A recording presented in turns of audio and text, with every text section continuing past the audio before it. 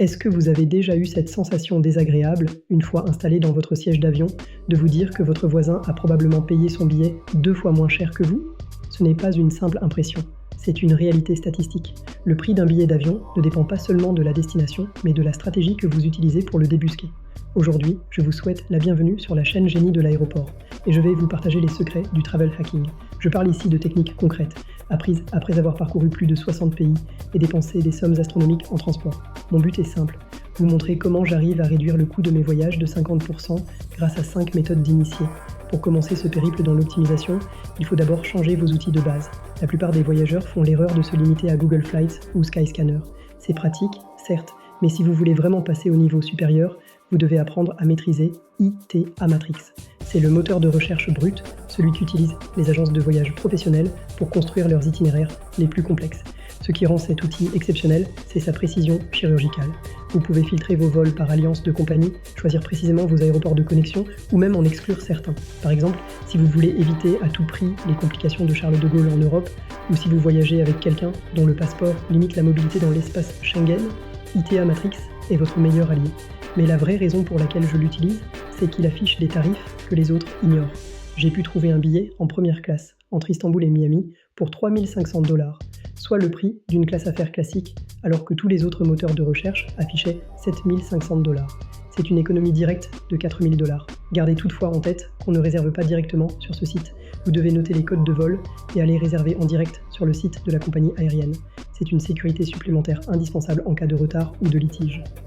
Une fois que vous maîtrisez les outils de recherche, vous pouvez passer à une méthode beaucoup plus spectaculaire, la chasse aux erreurs de prix, ce qu'on appelle les erreurs phares. Imaginez qu'une compagnie aérienne, lors d'une mise à jour de ses serveurs, fasse une faute de frappe ou un bug informatique.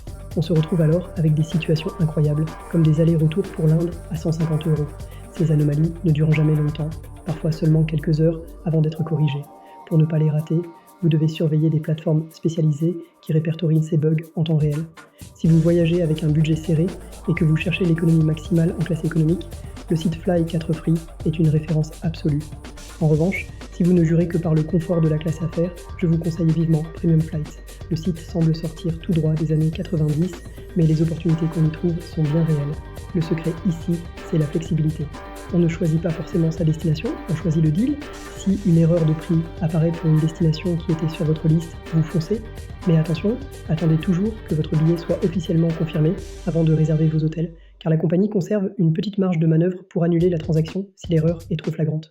Mais il existe une autre technique, bien plus secrète, et que les compagnies aériennes détestent par-dessus tout, le skip lagging ou la théorie de la cité cachée. C'est une faille dans la logique tarifaire des transporteurs. Pour faire simple, un vol avec une escale est souvent moins cher qu'un vol direct pour la même ville d'escale. Prenons un exemple concret, vous voulez vous rendre à Miami au départ du Panama.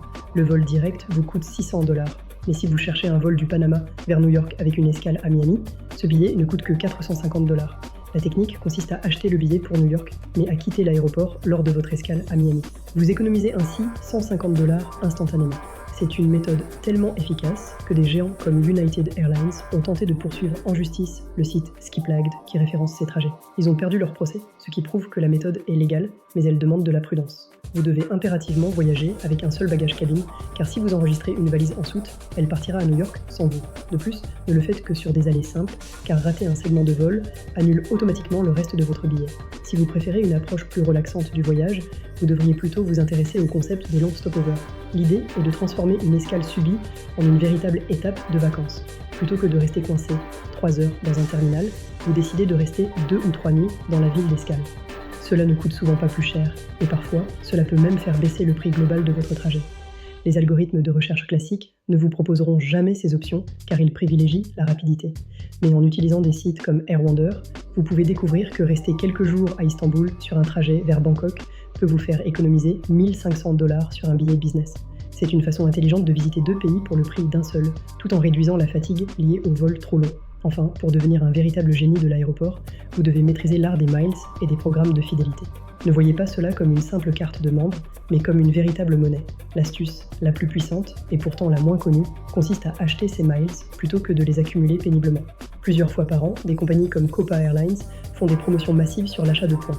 En faisant le calcul, vous découvrirez qu'acheter les miles nécessaires pour un vol coûte souvent 2 fois moins cher que de payer le billet en euros ou en dollars. J'ai pu simuler un vol entre le Panama et Montréal qui coûtait 1900 $. En achetant des miles lors d'une promotion, le même trajet ne revenait qu'à 900 $, frais inclus. Si vous combinez cela avec une carte de crédit qui génère du cashback ou des points sur vos dépenses quotidiennes, vous créez un cercle vertueux qui réduit vos dépenses de voyage de manière permanente. Toutes ces techniques demandent un peu de pratique et de curiosité, mais les économies à la clé sont réelles et massives.